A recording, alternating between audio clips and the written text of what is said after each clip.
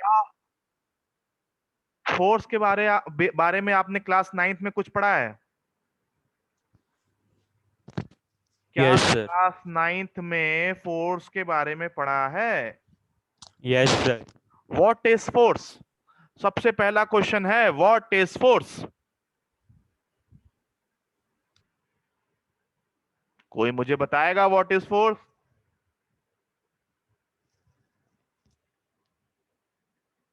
अरे बोलो भाई, याद है या नहीं याद है? Pressure exerted on body.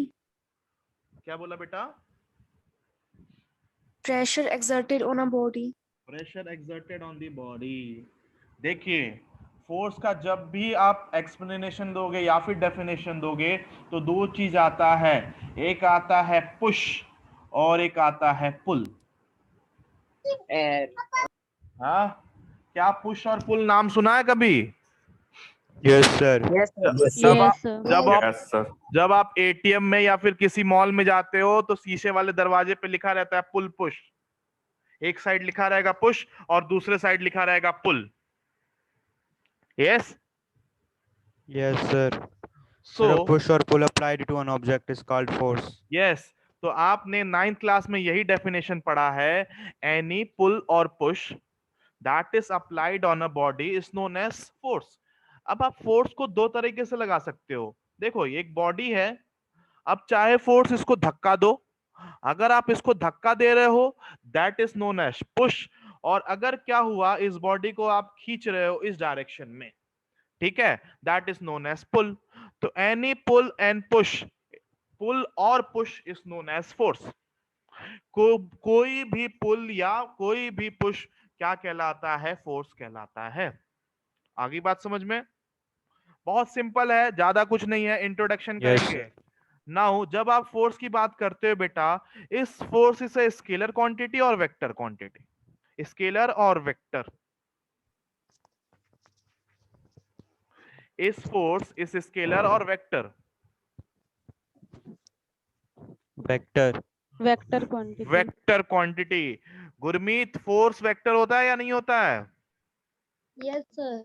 हाँ, तो अगर आप वेक्टर क्वांटिटीज को जानते हो तो force is a vector quantity. What are vector quantities? A quantities that has magnitude, जिसके पास मैग्नीट्यूड होता है, जिसके पास डायरेक्शन होता है, और जो वेक्टर लॉ फॉलो करता है। Yes, sir. लॉ या फिर वेक्टर अलजेब्रा जो भी फॉलो करते हैं, that all type of things are known as vector quantity. तो यहाँ पे फोर्स हमारे लिए है वेक्टर क्वांटिटी। तो जब भी आप कहीं फोर्स लिखोगे, मान लो एफ लिखा फोर्स, तो उसके ऊपर हम लोग एरो लगाते हैं।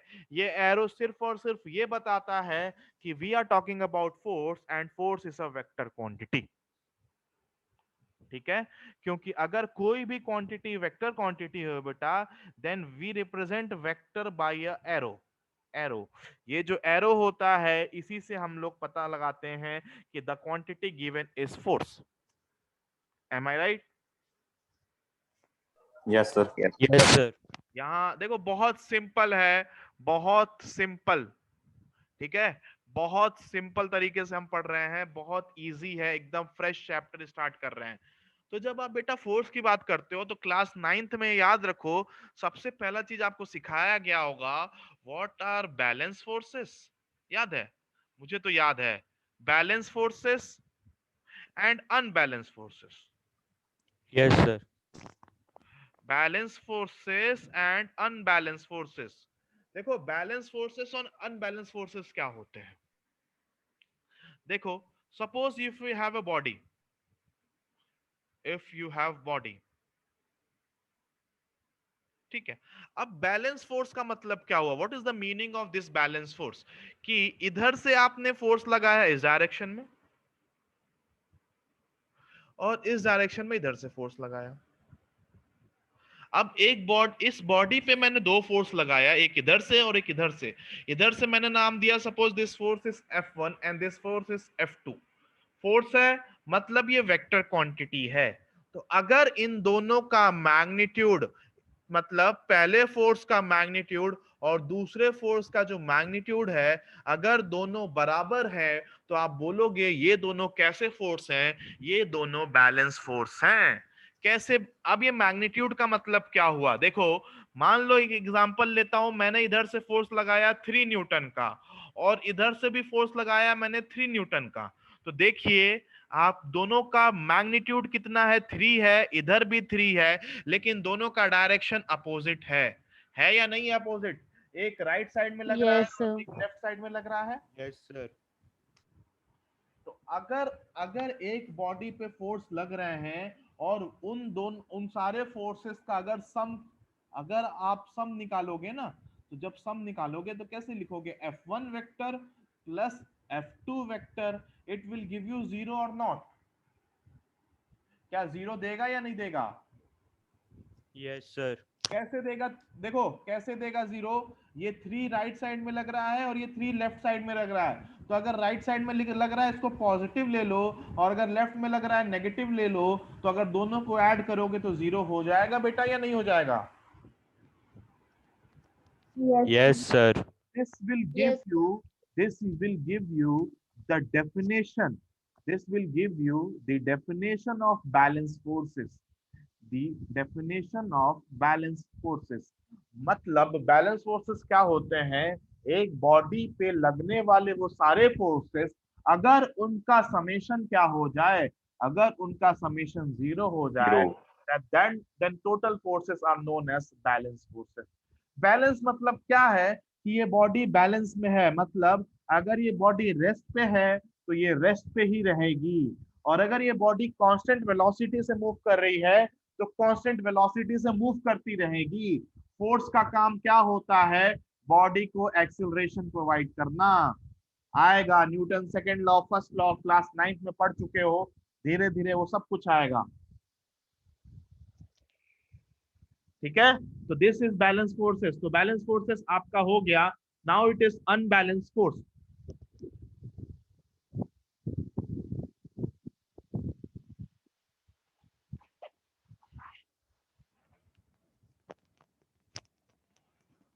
So when we are talking about unbalanced forces, unbalanced से अब आप समझ गए होगे यार, बहुत सिंपल है। अनबैलेंस का मतलब क्या हुआ? जो एक दूसरे को बैलेंस नहीं कर रहे हैं, अनबैलेंस फोर्सेस। तो सेम चीज आप ले Net लो। for 0 now. हाँ, नेट फोर्स 0 ना हो, इधर इस बॉडी पे लगा दिया हमने सेम F1, इस बॉडी पे हमने लगा दिया सेम F2। अगर मैं कहूं F1 का magnitude is not equal to F2 का मैग्नीट्यूड, इसका मतलब मैं ये कहना चाह रहा हूं कि इधर मैंने लगाया 5 और इधर से मैंने लगाया 3 न्यूटन। फोर्स की बात हो रही है इसलिए न्यूटन। तो अब आप देखो इन सबका अगर सम निकालोगे तो सम आपको निकलेगा 2 न्यूटन।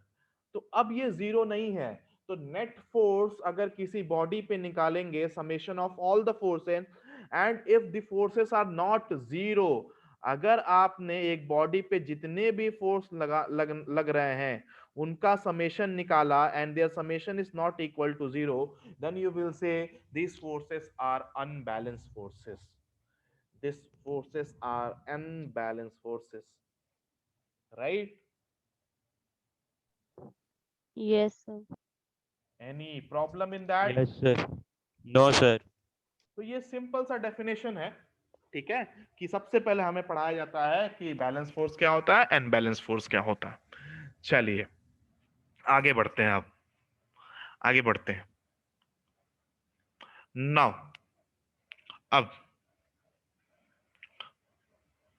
अब हमारे पास देखिए, अगर आप फोर्स की बात करते हो तो सबसे पहली चीज आती है न्यूटन के तीनों लॉ। न्यूटन के तीनों लॉ, जिसमें से सबसे आसान होता है थर्ड लॉ। आप बोलते हो every action has equal and opposite reaction, मालूम है ये चीज? Yes, Yes, sir. Yes, sir. ये तो याद ही होगा, पहला दूसरा याद हो या ना हो, तीसरा सबको याद रहता है। Yes, sir. Yes, sir. तो when we are talking about Newton's, अब देखो हमारे काम फोर्स है, अब ग्रेविटेशनल फोर्स देखो। अब आपके लिए कुछ थ्योरिकल जैसे कि टाइप्स ऑफ फोर्सेस आपसे पूछ लेगा, देखो टाइप्स ऑफ फोर्सेस क्या ही पूछेगा इसमें आपसे। टाइप्स ऑफ फोर्सेस में क्या क्या बोल सकते हो, जैसे कि इलेक्ट्रोस्टैटिक फोर्स, ये electrostatic Gravitational force. Electrostatic force. Electrostatic force कब आता है? When they are charge particle. अगर आपके पास दो चार्ज पार्टिकल है तो इलेक्ट्रोस्टैटिक फोर्स आता है। इलेक्ट्रोस्टैटिक फोर्स के बारे में आप क्लास 12th में पढ़ेंगे। You will read this chapter, ये पूरा का पूरा चैप्टर है और ये चैप्टर क्लास 12th में है आपके। इसके बाद आप पढ़ोगे ग्रेविटेशनल फोर्स। ग्रेविटेशनल फोर्स, अब ग्रेविटेशनल फोर्स आपके 11th में ही है। And this gravitational force 11th में चौथा पांचवा चैप्टर है। Force and loss of motion पढ़ेंगे, वर्क एनर्जी थ्योरम पढ़ेंगे, उसके बाद ग्रेविटेशनल पढ़ेंगे हम लोग। ग्रेविटेशनल फोर्स हो गया जो आपको ऑलरेडी मालूम है, यूनिट एंड डायमेंशन में बता दिया, वो होता है G m1m2/r²। Right. Electrostatic force आपको बता रखा है K Q1 Q2/r²। M I right? ठीक है। अब आप इसमें और जाओगे और डीप में जाओगे तो बहुत सारे फोर्स आते हैं यार। न्यूक्लियर फोर्स आता है। पहले चैप्टर के अगर नोट्स देखोगे ना तो वहां पे लिखा हुआ है weak nuclear forces, strong nuclear forces, है या नहीं है ऐसा कुछ? Yes, sir. Yes, ये sir. सब Sir. टाइप्स ऑफ फोर्स हैं। ये सब टाइप्स ऑफ फोर्स हैं। हमें जो टाइप्स ऑफ फोर्स पढ़ने हैं इस चैप्टर में, इस चैप्टर में ना तो हम इलेक्ट्रोस्टैटिक्स पढ़ेंगे, ना ग्रेविटेशनल पढ़ेंगे, ना न्यूक्लियर पढ़ेंगे। ठीक है। इलेक्ट्रोस्टैटिक क्लास 12th में, ग्रेविटेशन एक नया चैप्टर है, न्यूक्लियर आप पढ़ोगे न्यूक्लियर फिजिक्स में। तो यहाँ पे कौन से फोर्सेस के बारे में पढ़ने हैं? तो यहाँ पे बेसिकली आपको 2 से 3 फोर्सेस के बारे में पढ़ने हैं। सबसे पहला फोर्स जो इंपॉर्टेंट है that is normal, that is normal. उसके बाद पढ़ोगे आप वेट के बारे में। Weight is also a force. क्या वेट फोर्स है या नहीं है? Yes, sir. Yes, weight sir. को आप mg से लिखते हो क्या? mg is the weight and weight is also a force. Yes, sir. Normal को हम लोग लिखेंगे कैपिटल एन से। और तीसरा पढ़ोगे आप tension, tension force, tension capital T. ये कब लगेगा? When there is pulling. जब आप रस्सी की बात करोगे, जब थ्रेड की बात करोगे, जब रोप की बात करोगे तो टेंशन आएगा। ठीक है। इसके बाद एक इंपॉर्टेंट और पढ़ोगे फोर्स के बारे में, that is friction force, that is friction force, small F. तो these are the 4 basic forces. जो 4 बेसिक फोर्सेस होते हैं और जो 4 इंपॉर्टेंट फोर्सेस हैं जिस इस चैप्टर में हम लोग डील करेंगे, इस चैप्टर में जिन फोर्सेस पे डील करेंगे ये वही 4 फोर्सेस हैं और ये बहुत इंपॉर्टेंट है। नॉर्मल, वेट, टेंशन और लास्ट में आएगा फ्रिक्शन। ठीक है।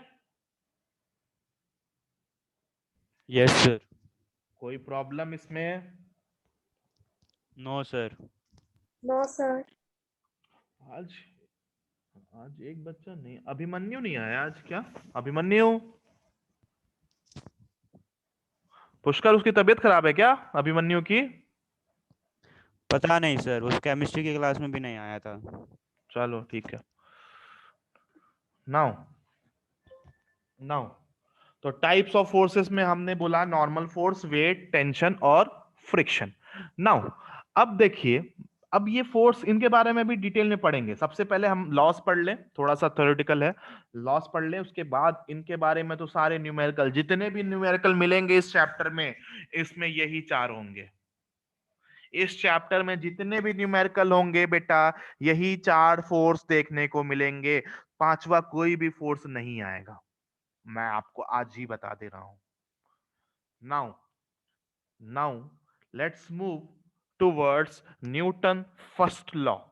न्यूटन का फर्स्ट लॉ क्या याद है आपको? What is Newton's first law of motion? Law of inertia.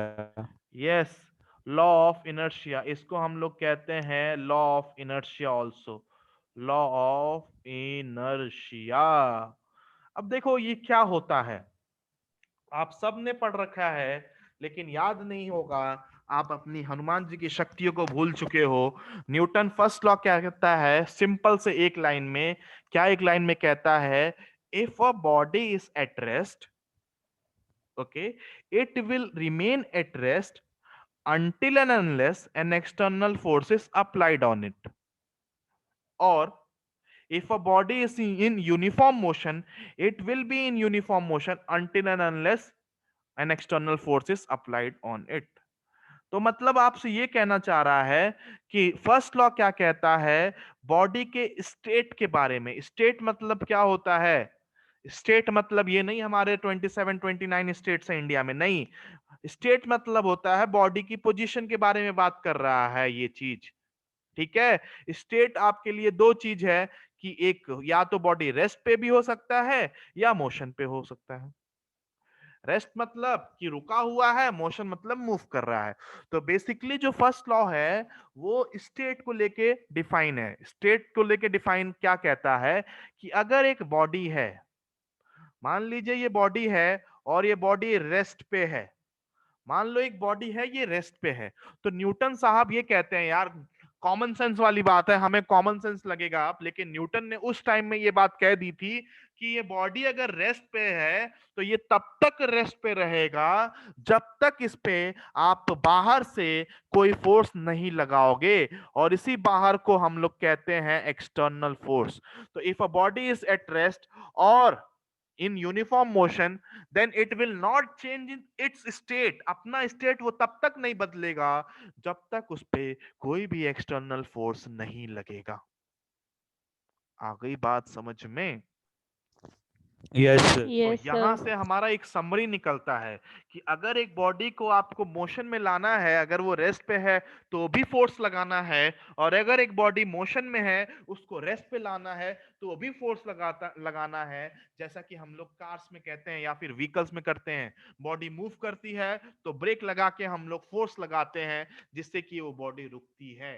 तो फोर्स के बिना बॉडी अपना स्टेट चेंज नहीं करेगी। आ गई बात सबको समझ में? Yes sir. Yes, मैं sir. आपको Yes, sir. नोट्स दूंगा, इसके नोट्स दूंगा, पीडीएफ दूंगा, सब कुछ दूंगा।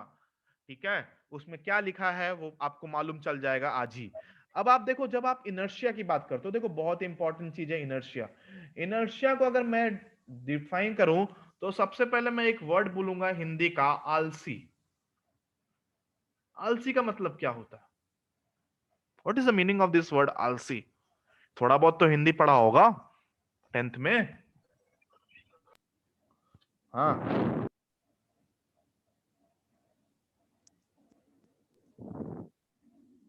अरे क्या हुआ बेटा, आलसी नहीं जानते हो क्या आप लोग? जो कोई काम ना करे सर, हिले डुले ना। हाँ, लेजी सर। एक ही जगह पे पड़ा रहे। लेजी, आलसी, पड़ा रहे। तो इनर्शिया का मतलब यही है कि ये पड़ा रहता है। इनर्शिया मतलब क्या होता है? It is the capability of the body by virtue of which it remains in its state. मतलब जैसा था वैसा ही पड़ा रहेगा जब तक आप इस पे कोई फोर्स नहीं लगाओगे। तो इनर्शिया को आप आलसी से डिनोट कर सकते हो। आलसी मतलब, आलसी ये मतलब नहीं हुआ कोई काम नहीं करता, हाँ, आलसी का मतलब हुआ पड़ा रहना, लेजी। अगर वो रेस्ट पे रहेगा तो वो रेस्ट पे ही रहना चाहेगा, अगर वो मोशन में रहेगा तो वो मोशन में ही रहना चाहेगा। यही इनर्शिया का डेफिनेशन है। Inertia is the property of a body by virtue of which it resist it's change in state. अपना जो चेंज इन स्टेट है उसको वो रेजिस्ट करता है। अब जैसे कि एग्जांपल है, मान लो यहाँ बहुत बड़ा पत्थर रखा हुआ है, पत्थर है। अब ये पत्थर है तो ऑब्वियस सी बात है रेस्ट पे, तो आप इस पे फोर्स लगाते जाओ, ये फोर्स हिलेगा ही नहीं। ये फोर्स से हिलेगा ही नहीं जब तक हम इसके इनर्शिया को ओवरकम ना कर पाए। जब तक हम लोग इसके इनर्शिया को ओवरकम ना कर पाए। इसका इनर्शिया क्या कहता है? ये पत्थर कहता है बेटा मैं रेस्ट पे हूं और मेरा इनर्शिया रेस्ट का है तो मैं रेस्ट पे रहूंगा। तो ये तब तक नहीं हिलेगा जब तक ये जो फोर्स लगा रहे हो इसके इनर्शिया को ओवरकम ना कर दे। आगे बात समझ में? Yes sir. इनर्शिया को डिफाइन कर लोगे? Yes sir. Yes sir. पक्का? Yes sir. Yes, sir. अब देखो, तो इनर्शिया मैंने आलसी इसलिए बताया क्योंकि आलसी है। अब आप इस पत्थर को हिलाना है आपको, तो इसके इनर्शिया को ओवरकम करना पड़ेगा। और एक और इंपॉर्टेंट चीज बता दो इस इनर्शिया को लेके, this inertia is directly proportional to its mass. जितना ज्यादा मास होगा बॉडी का, उतना ज्यादा उसका इनर्शिया होगा।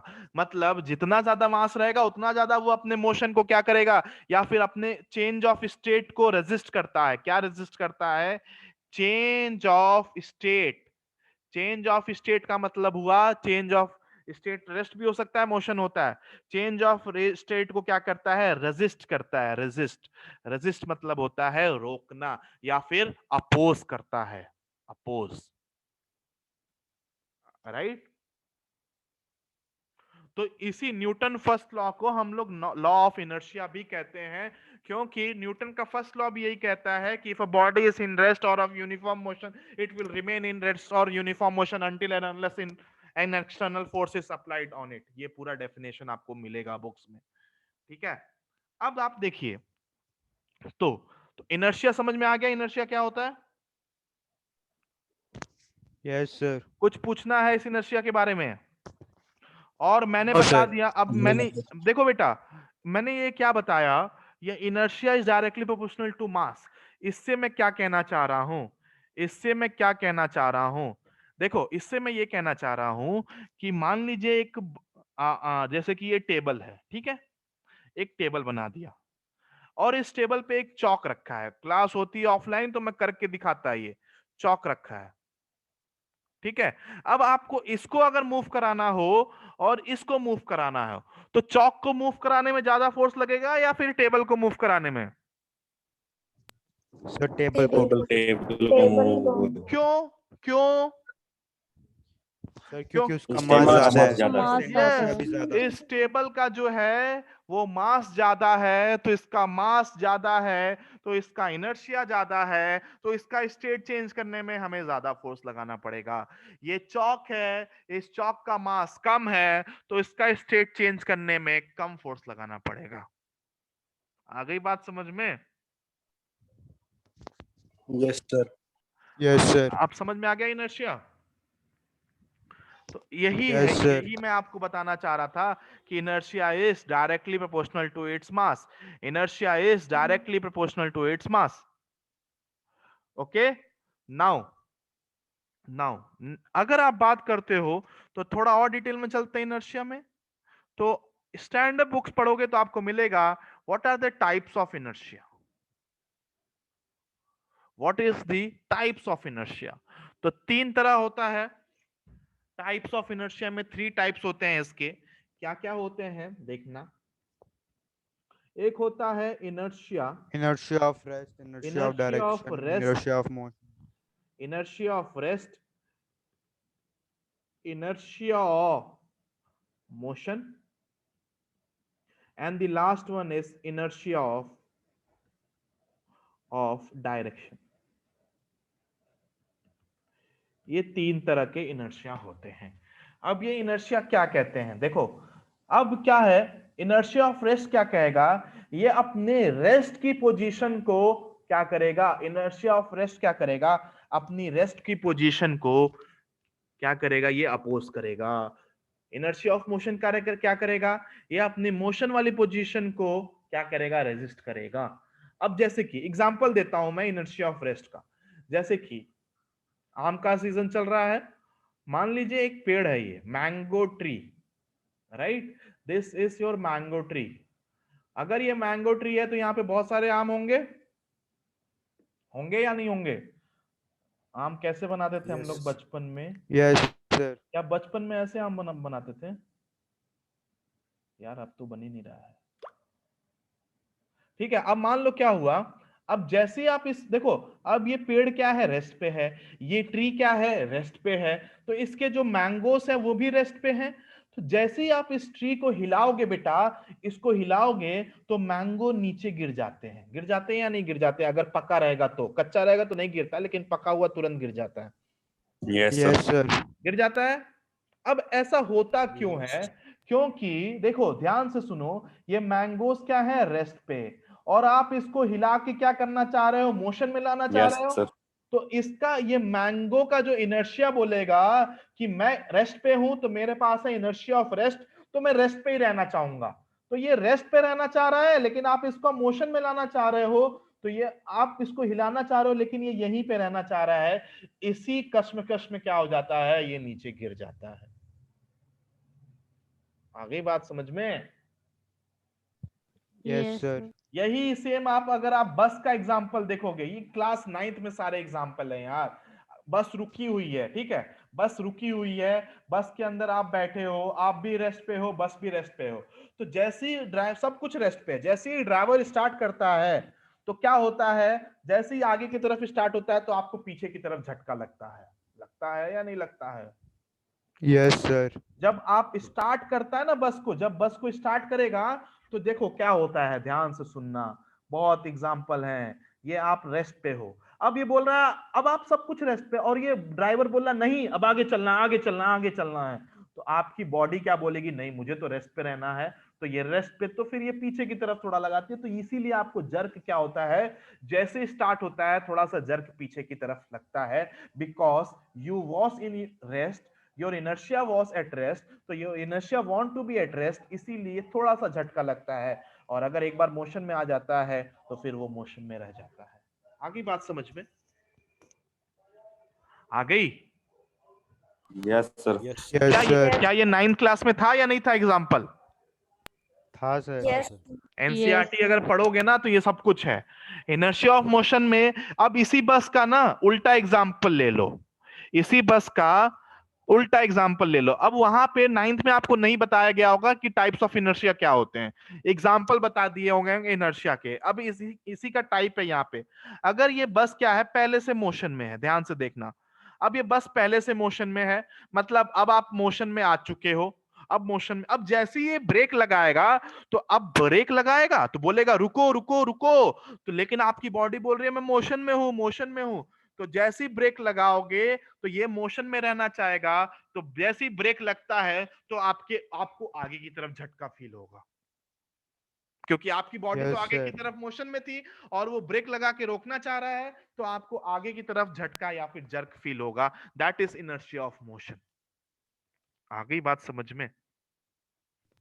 Yes sir. हाँ, समझ में आ गया इनर्शिया ऑफ मोशन और रेस्ट क्या होता है? Yes sir. अब एक और चीज, एक और एग्जांपल से बता रहा हूं, इनर्शिया ऑफ डायरेक्शन। डायरेक्शन जहां चेंज होता है, जैसे कि एग्जांपल, आप लोग कार में ट्रेवल करते हो, ठीक है, जब भी कार में ट्रेवल करोगे या बस में ट्रेवल करोगे, अगर पहाड़ों में जाओगे तो ज्यादा समझ में आता है। तो जब एक शार्प टर्न लेते हो, जब आप एक शार्प टर्न लेते हो तो क्या होता है, आपको देखो, अब आप इसमें क्या होता है, आप इस डायरेक्शन में मूव कर रहे हो, अभी इधर हो, ठीक है, अब इस डायरेक्शन में मूव कर रहे हो, ये डायरेक्शन है, तो आपका बॉडी इसी डायरेक्शन में मूव करना चाहेगा। लेकिन जब आप गाड़ी को टर्न करते हो इधर, तो नहीं, आप बोलेगा, अब गाड़ी कह रही है इधर चलना है, इधर चलना है, इधर चलना नहीं, आपका बॉडी बोल रहा है मेरे को इधर जाना है। तो जैसे ही आपकी कार मुड़ती है शार्प एजेस पे, तो आपको एक जर्क मिलेगा उसके अपोजिट डायरेक्शन में। That is inertia of direction. ठीक है, नहीं समझ में आ रहा है तो कभी कार में अगर बैठना तो एक कॉइन रख देना। कहां पे रख देना? जो बोनेट के सामने जो जगह होती है ना, जहां लोग मूर्तियां रखते हैं, राइट, एकदम आगे शीशे के यस सामने, सर। वहां पे एक कॉइन रख देना, ठीक है। और गाड़ी को अचानक टर्न करना, तो आपका देखना जैसे ही टर्न करोगे तो ये कॉइन इधर चला जाएगा, इधर शिफ्ट हो जाएगा, गिर जाएगा। करके देख लेना ये। That is inertia of direction.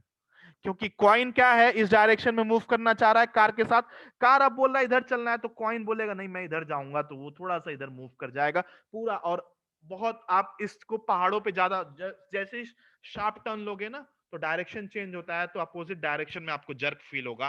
That is inertia of direction. आ गई बात समझ में? Yes sir. Yes sir. तो ये पूरा यस न्यूटन सर। का पहला लॉ है। न्यूटन का जो पहला लॉ है, that is based on inertia, law of inertia. तो अगर आपसे कहे कि अच्छा इनर्शिया, इनर्शिया के बारे में किसने बताया था सबसे पहले? इनर्शिया के बारे में न्यूटन ने। देखो न्यूटन का तो ये फर्स्ट लॉ था, Newton first law of motion. Inertia को सबसे पहले डिफाइन या फिर सबसे पहले इनर्शिया के बारे में बात किया था गैलीलियो ने। गैलीलियो जानते हो?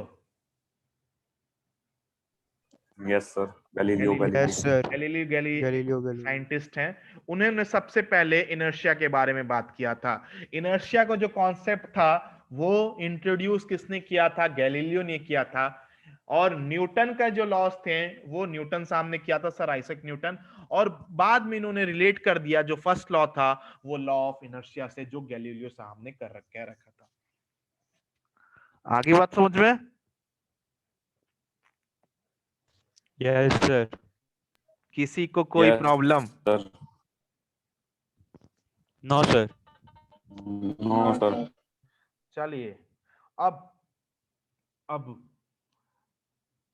हाँ, तो ये हमारा फर्स्ट लॉ कंप्लीट हुआ बेटा। इसमें 3 तरह के इनर्शिया आते हैं, inertia of rest, inertia of direction, inertia of motion. ठीक है, और हमने इसमें फोर्स के बारे में बात किया। Now we will moving towards Newton second law of motion.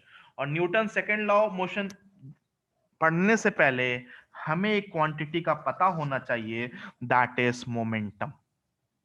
That is momentum. अगर हमें मोमेंटम नहीं मालूम है, if you don't know anything about momentum, तो हम लोग न्यूटन सेकेंड लॉ को डिफाइन नहीं कर पाएंगे।